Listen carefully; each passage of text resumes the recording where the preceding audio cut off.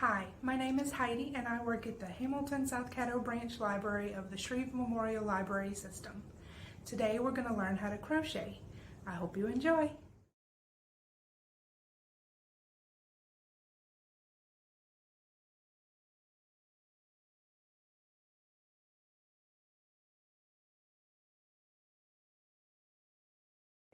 So first we're going to want to have a look at our crochet hooks. There are 5 different parts to a hook. The first part is going to be your hook end, and then we have what's called the throat, which if you look carefully on this particular hook, it just kind of tapers down to the hook and then it gets back up over here, and this is called your working area. So if you see where the taper ends and this part begins right here is one size, and this is the correct size right here. So the hook will say that this is 5 millimeters, so this is 5 millimeters. So this is where we're going to want to work our stitches. Then this part of the hook is called the thumb rest, where you'll hold your hook. Different people will hold it different ways. We'll get into that a little bit in a second. And then this is going to be considered your handle.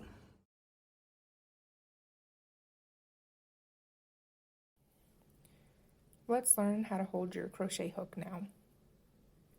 At first it can be a bit daunting and awkward, but trial and error is going to be your best bet. Typically crocheters will choose their dominant hand to hold your hook in, and most people will use one of 2 main ways to hold their hook. The first is called the pencil hold, where you will hold your hook the same way you hold a pencil. An easy way to try this is to just pick up your hook and hold it like a pencil.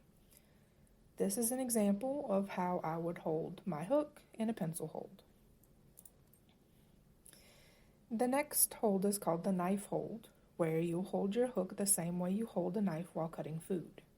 This is how I prefer to hold my hook, and here's an example of what my hand would look like. Don't worry if your hold looks a little different than mine, because everyone is different.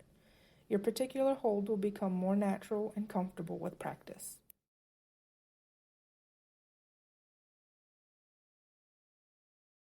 So one of the first steps to starting a crochet project is called making a slip knot. So to do this, you're going to want to take your yarn and kind of drape it over your hand, and you'll go from the front and wrap around 2 fingers. You're going to come back around with the yarn and make an X, and on the back you're going to want to go under this first strand of yarn and grab that loop, and you're going to hold it tight, and then we're going to just kind of pull it off of our fingers. And while we're still holding the end piece, we're gonna pull to tighten. And now the reason that this is called a slip knot is when we go back here, we're gonna pull the end of the yarn that's still attached to the rest of your yarn and just pull it, and it slips around and you make a nice little loop. Put it on your crochet hook, and then you can tighten it down a little bit, but you don't want to tighten it too much. You want it to move freely on your hook.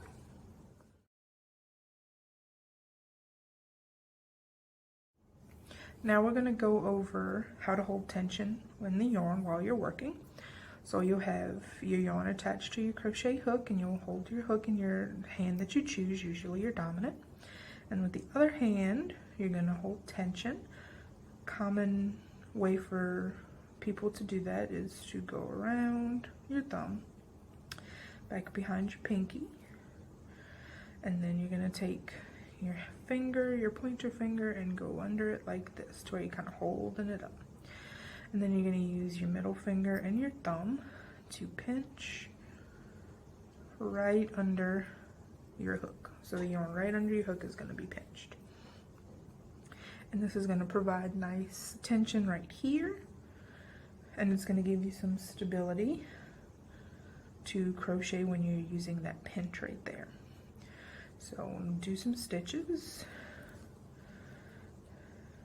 If you notice, if I keep my pinch in one spot and I don't move with my work, it gets very difficult and the stitches are getting much tighter. So we always want to remember to move our pinch closer to the hook every couple of stitches. So let's give it a little bit more room. We're gonna do 1 chain, 2 chain, and then we'll go ahead and move up. And then 1, 2, and then we'll move up, and that makes it much easier to continue your work.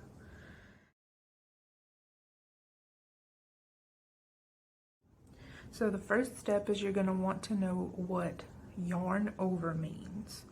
When you're yarning over, you're going to have the working end of your yarn that has the tension in it. You're going to want to move this yarn from back to front, and that's called a yarn over.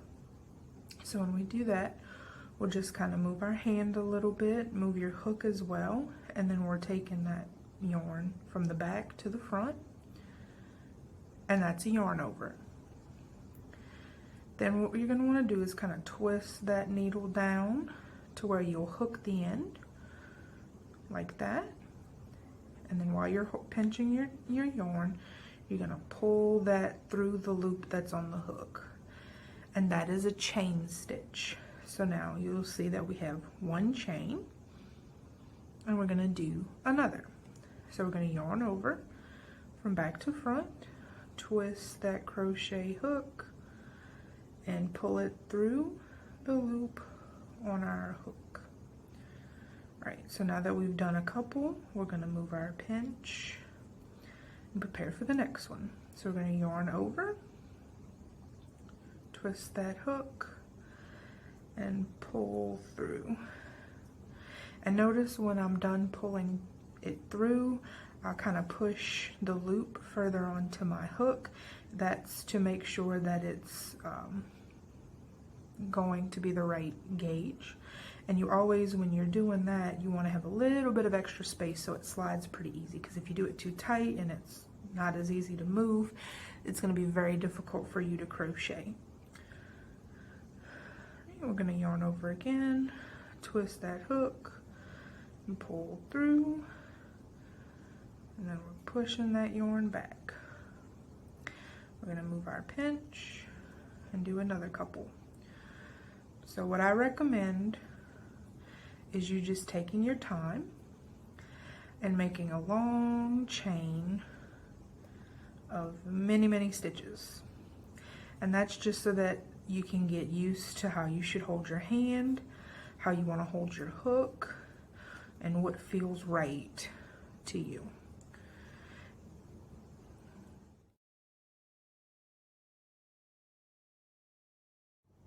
Now we're going to learn how to do the single crochet stitch. I already have 7 chains here, and the way that you can count these is you'll look for the bars. They make a little V. So if you see the little V's, we can start counting from here. There's 1, 2, 3, 4, 5, 6, 7. And the loop that's on the hook will never count as a stitch. So when we're doing a single crochet, we're going to go ahead and we're going to work into the second chain from the hook. So this is our first chain from the hook, and this one is our second one. So right here, we're going to work into this top bar.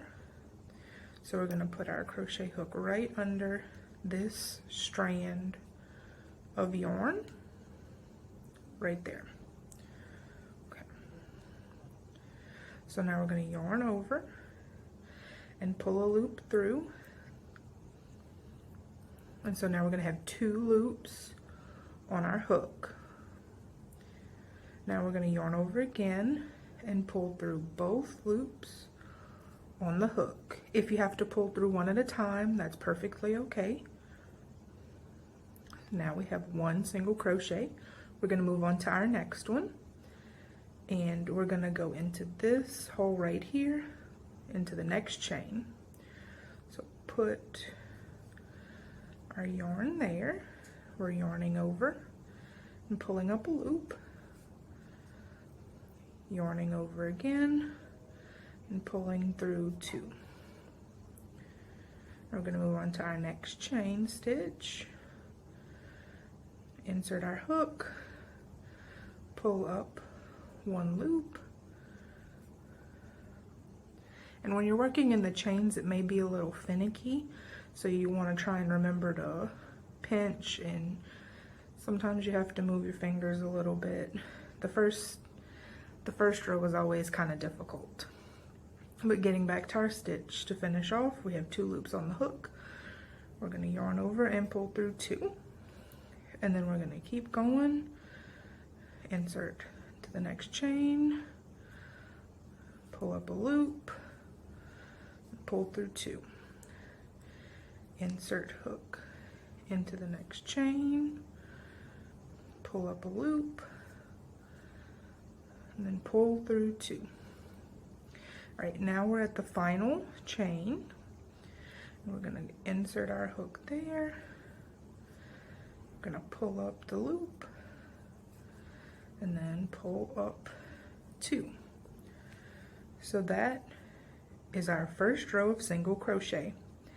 Now if you look at it, it looks quite different from the chain stitch. It's a little bit taller, but at the top we still have those V's, and we'll use that to count. So if we look carefully, pull this loop out of the way, we have 1, 2, 3, 4, 5, 6 single crochets. Now we made 7 chains to start the row, but we skipped the first one, and what that does is it gives a step up to make the row even.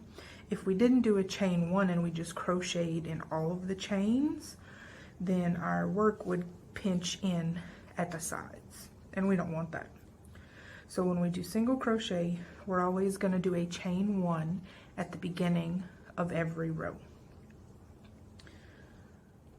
Now let's move on to going to our next row with the single crochet. So we'll go ahead and put our hook back in, and we're at the end of our first row. So as I said before, we're going to chain 1, and that's our step up. Then we're going to turn our work. So we're just going to flip it over right here. And now we're going to work back across. So this is going to look a little bit different, and we're going to go through the stitches a little bit differently as well this time. So if you look closely at the V's, before when we were working in the chain stitch, we just went through 1 back stitch. But this time we're going to go through both of the stitches that create the V. So we're going to want to go into this first stitch. We're going to insert our hook right under there. And if we look closely, we've got both stitches of the V. We're going to pull up a loop through that stitch. Now we've got 2 loops on our hook, and we're going to pull through, and that's another single crochet. And this will always be what we're doing when we're working single crochets after that initial row. So we're going to go under the V, pull up a loop, and then finish our single crochet. And then if you look closely, there's a little bit of a hole. See, like right here, it got a little bit bigger. That's where we're aiming to insert our crochet hook, right there.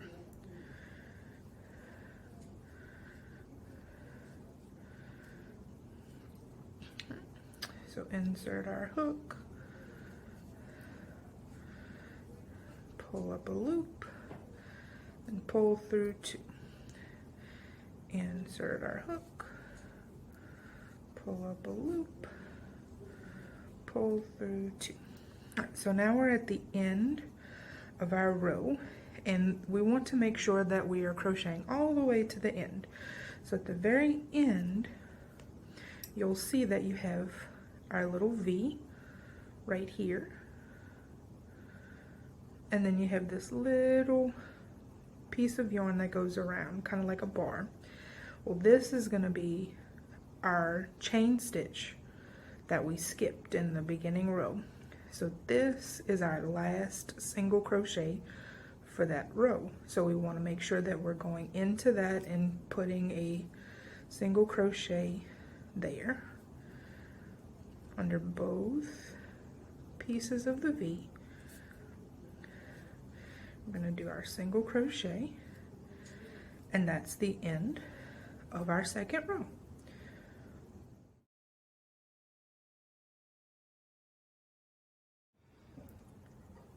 Alright, so the last step of this video is going to be finishing off your work. So say this was the end of our piece and we were completely done. What you're going to want to do is you're going to want to leave a long tail. We have a tail at the beginning and a tail at the end. We're going to get our scissors and we're going to just snip off. And we're going to take one of our tapestry needles right here. And with this loop, what I like to do is I'll thread that needle, and since yarn is pretty thick sometimes, it's a little finicky getting into the needle.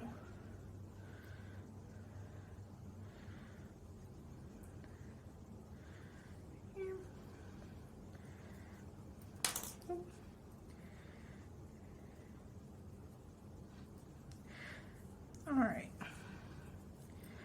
so what I'm going to go ahead and do is I'm going to take this and go straight back through my last loop to tie it off.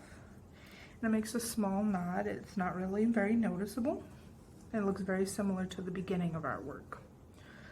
So what you're going to want to do is weave in your ends. So what I like to do is I'll go down and just kind of weave my needle through the base of that stitch to bring it into my work. Now if you look closely, you can see that the back and the fronts of our single crochets have like little V's as well.